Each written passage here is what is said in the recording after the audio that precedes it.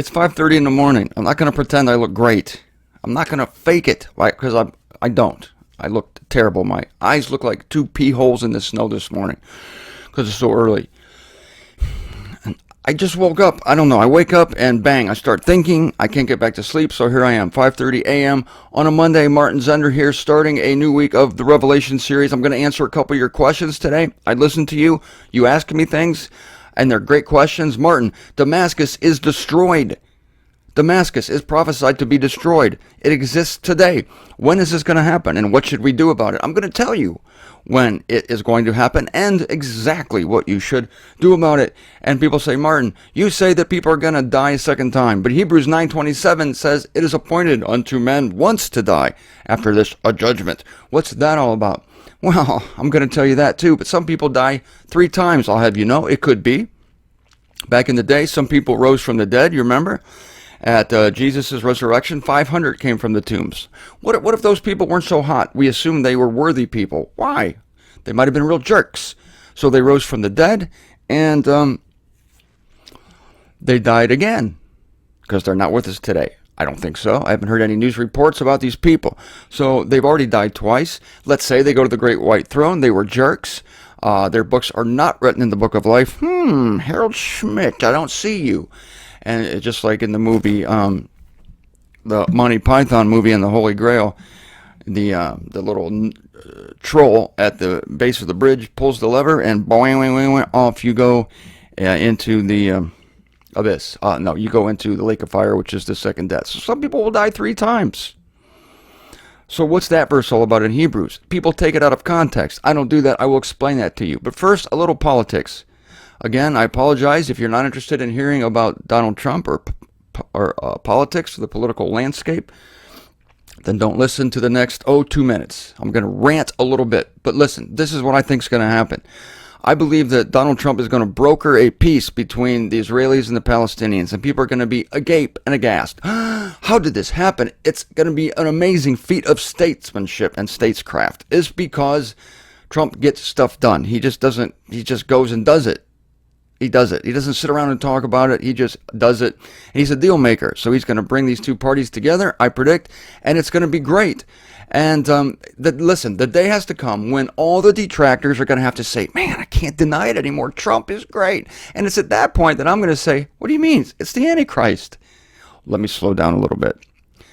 Let me slow down a little bit on that. Now listen, we're going to start getting our own fuel, our own source of gas and oil and coal. All these things. Trump's putting the coal industry back into business. Great. It's cheap energy. How would you like 30 cents a gallon gasoline? No, not $1.30, 30 cents a gallon. I remember, I'm a young guy, and yet I remember as a kid when gas was 30 cents a gallon. I remember when it was 22 cents. There used to be gas wars, and the stations would compete with one another. Down, down, down they'd go. My mom would drive all over town, burning all her gasoline, trying to find gas 1 cent cheaper, because it's the gas war, don't you see?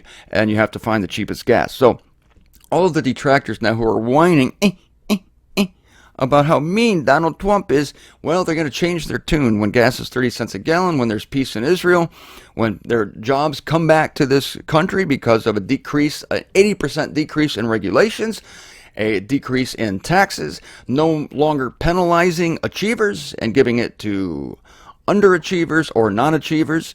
And it's going to be, if you don't work, neither shall you eat. Great principle. We're still going to take care of the poorest among us, but we're going to enter a period of prosperity. There's a girl staying with us here, a boarder here at my home in Fort Lauderdale, and we got into a political discussion one day. It was ugly. I didn't bring it up, believe me. She said, I'm going to move to another country. I think I'm going to move to Jamaica or Aruba.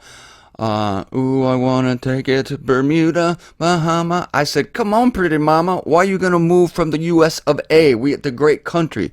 She said, this country sucks, basically, and it's going to be a horrible place to live in the next 2 years. I said, baby, why don't we go down to Kokomo? I said, we'll get there fast, and then we'll take it slow. No, I didn't say that. What I said was, well, she did want to go to some Caribbean island. I said, no. In the next 2 years, America is going to experience a renaissance. And I said, you will be missing out on the best years of America because she hates Trump. Hates Trump. Trump's a piece of shit, according to her. I said, you're far from the truth. It's far from the truth. Far from the truth. And, Trump is working for those who hate him right now because he's working for all Americans. I honestly believe that. Because, again, this is not, he's not doing it for the money. He's not doing it for the glory. He's not doing it for the prestige of the office. He doesn't give a crap about Air Force One. He's used to traveling in private jumbo jets. He took a pay cut. He's not taking any pay. And so this is not like a power trip for him. He's been there, done that. See, that's what distinguishes him from most politicians. Most politicians, the office of president is a power trip, and they're just there to soak it up, and they're just there to impress people. You see how Obama used to come down the steps of Air Force One all jaunty. All he cared about was the prestige of the office, and he didn't do much. But Trump's he's there just to get stuff done. It's an office job for Trump. It's great. But the weird thing's going to happen. I predict this. As all these wonderful things happen, people are going to go, God, I was wrong about Trump. He's great. He's the savior. And it's at that point that I'm going to say, don't you know this is the freaking Antichrist? Isn't that going to be fun? It's going to be a total switch around. But people hate Trump today for the wrong reasons. Then they're going to love Trump, and I'm going to go, But listen, what's going to happen is, this is all assuming the premise that the man of lawlessness is going to be someone like Trump, going to get things done, going to be great, going to be loved. Remember this key verse. I have to tell you this over and over again. The man of lawlessness is going to be someone that could deceive even the elect if it were possible. So the elect, those who are chosen of God, who know better, are going to be pulled into it like, God, this is great. I love it. And be careful of that. But see, the man of lawlessness is going to sustain a head injury, which will be an assassination attempt, I believe, and it will actually die or will appear to be dead and then will recover. And at that point, let's say it is Trump, God forbid, but let's say it is Trump. It's got to be somebody. It's no longer going to be Trump. It's going to be then possessed by a supernatural being, possibly Satan himself. It's going to look like Trump. It's going to sound like Trump. It's going to be the same hair, but it's not going to be Trump. Just like the Judas thing. Judas was completely possessed by Satan. It looked like Judas, sounded like Judas, it even smelled like Judas, but it wasn't Judas. And when Satan departed from that poor man, then he realized the heinousness of what he had done, and he hung himself from a tree, fell from the tree, the rope broke, and he was disemboweled upon a rock. That's a ignoble way to die. The only more ignoble thing would be to be hit in the head by a coconut that falls from a palm tree, which is a real threat down here in South Florida. I'll have you know, I try to avoid it. I do not sit under palm trees. I sit away from them and admire them from afar. So at that point, people are going to be singing Trump's praises, even his detractors today. All the snowflakes and the whiners and the babies are going to be going, hey, he's pretty good after all. And then I'm going to be the one saying, this freaking Antichrist. What are you talking about? I look forward to that day. It's going to be great. You got to feel sorry for Judas Iscariot, that he was destined to play this role and that Satan had to inhabit him, and you have to feel sorry for the man of lawlessness, whoever it may be, that the powers of darkness are going to inhabit this person, and basically it's not going to be the person anymore. Okay? It's a sad situation. This is my prediction. So anyway, to the question. Somebody said, Martin, Damascus is to be destroyed. There's a prophecy. When's it going to happen? All right, I'm going to briefly answer that question. And for that, we're going to go to Isaiah chapter 17. And where is this? Isaiah. Oh, yeah, it's in Isaiah. The prophecy about Damascus. That's a noble title for the chapter. I can just hear Isaiah saying, attention, ladies and gentlemen, this is a prophecy about Damascus. So practical. Behold, Damascus is about to be removed from being a city. This is the New American Standard Bible. I love that direct statement. It's about to be removed from being a city and will become a fallen ruin. This hasn't happened yet, ladies and gentlemen, because as I speak to you, Damascus is still existent. It's still intact as a city. But it won't be long. I believe it'll be destroyed. We get a clue here as to when this is going to happen. The cities of Aroer are forsaken. I didn't invent the name of this town. Aroer. Cities of Aroer. Must be a district, not a town, because there are cities in Aroer. Aroer. Aroer. How do you pronounce that? I'm doing my best here. They will be for flocks to lie down in. In other words, these great cities are going to become like pastures. The fortified city will disappear from Ephraim. The fortified city. Damascus is going to disappear from Ephraim. It's fortified today, even not by a wall necessarily. Like, does Damascus still have a wall? Could be. I don't know. And sovereignty will be taken away, and the remnant of Aram, they will be like the glory of the sons of Israel, declares the Lord of hosts. It will be like the glory of the sons of Israel. I would say that would be a fading glory, because the sons of Israel were great in their day, and now they faded because they don't even believe in Jesus. Verse 4, now in that day the glory of Jacob will fade. Oh, there it is. I'm right on there. And the fatness of his flesh will become lean. It will be even like the reaper gathering the standing grain as his arm harvests the ears. Or it will be like the one gleaning ears of grain in the valley of Rephaim. Yes, I love it when that happens. When people glean ears of grain in the valley of Rephaim, I love that. And I always compare other things to it. You know, this is going to be just like people reaping grain in the valley of Ephraim. Love it. So it's going to be just like that. Yet gleanings will be left in it like the shaking of an olive tree. So we're going from corn to olives. This is a mixed metaphor. Isaiah is losing it here, if you ask me. Still, he's under inspiration of the Holy Spirit. He has to talk about this. He has to mix his metaphors. He has no other choice. In other words, there's going to be a remnant of Israel that are going to be saved out of this disaster. All the cities of the nations are going to fall. Why Damascus is pointed out here specifically, I don't know, because it's great. We're Damascus. Oh, well, yeah, you are Damascus, and you are going to be removed from being a city. That's all I have to say about that. I think it's going to happen during the last 3.5 years of the tribulation. My advice to you, do not move to Damascus. This is what I say to you this morning at 5:30 a.m. Don't move to Damascus. Now, on to Hebrews chapter 9, verse 27. This verse is totally taken out of context. Here's what it says. And inasmuch as it is reserved, this is from the Concordant version. But first, I'm going to misread it as it reads in most translations. Inasmuch as it is reserved to the men to be dying once, yet after this a judging, thus Christ also being offered once for the bearing of the sins of many, and so on. But people isolate this. It's appointed unto men once to die, then the judgment. In other words, people die once, and then they go to the judgment. And there's the devils over here and the angels over here, and people go to either heaven or hell at that point. And I say, ladies and gentlemen, you have to look at the context. The Apostle Paul is making a point here. He's comparing the priests in Israel to Jesus Christ. Look at this one important point. There's a definite article here. It is appointed to the men to be dying once. The men. Who's the men? It's specifically the people who have been in the purview here in the context the whole time, which is the high priests.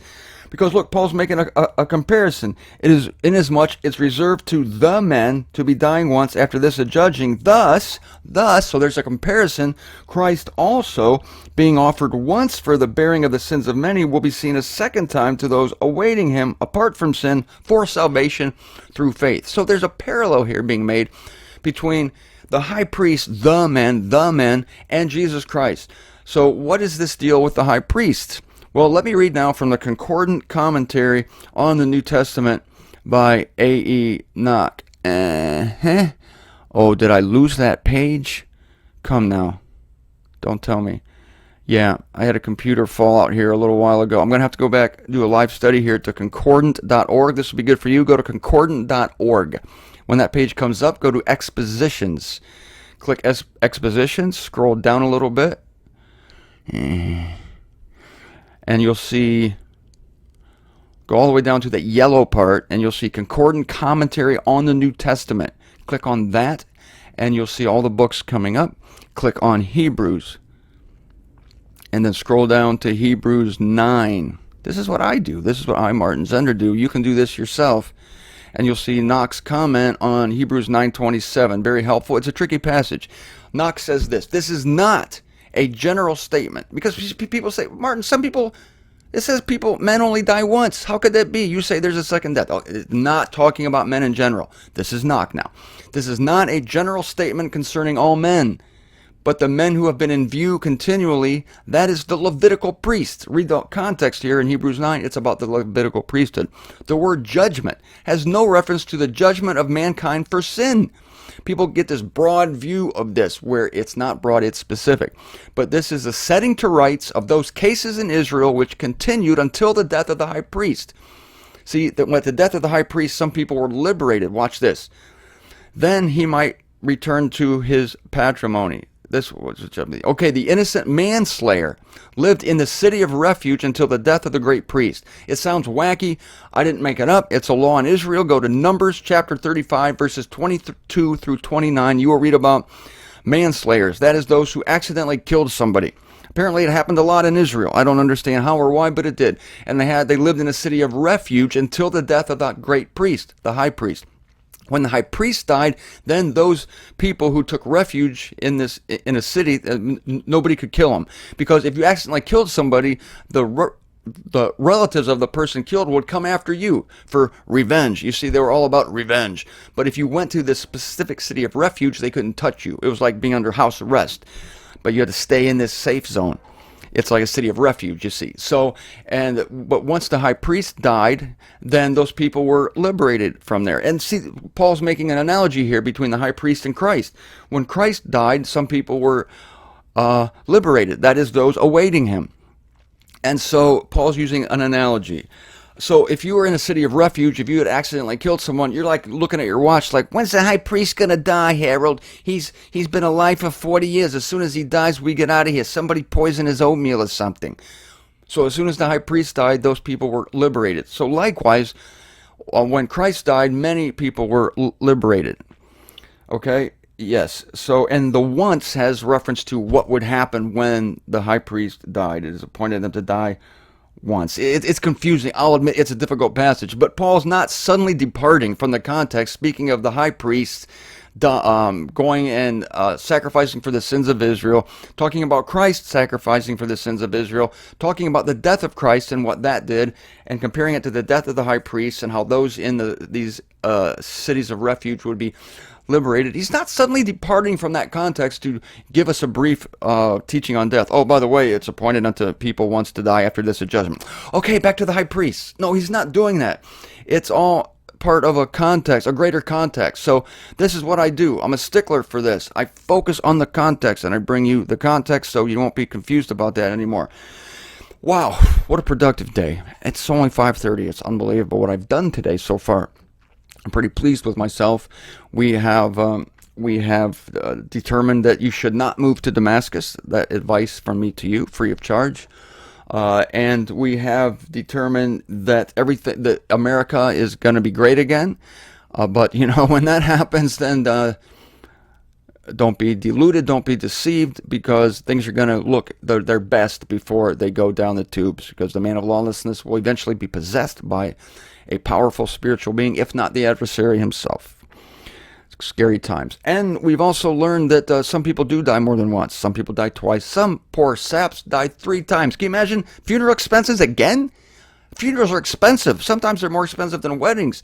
And you have to bury somebody 3 times. Oh my gosh. Except I think it's going to be quite inexpensive to go to the second death from the great white throne. Don't quote me on that. I'm just guessing, but my guess is educated.